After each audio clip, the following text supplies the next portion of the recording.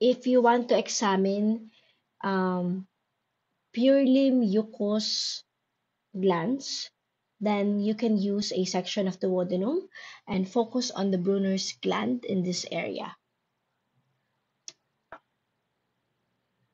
As you can see, these mucous secretory units are very light in color as opposed to your serous secretory units, and the nuclei are also flattened and at the periphery.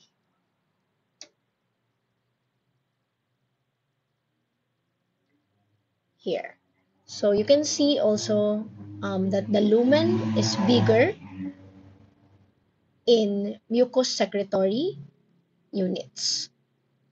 So these are your secretory units and they are mucous in nature.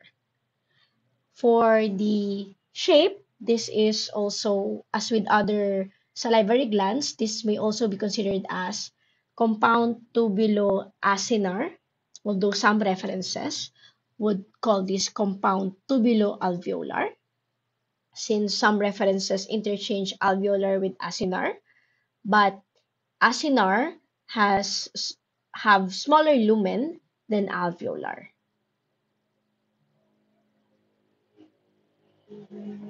Okay, so again, this is a purely mucous gland.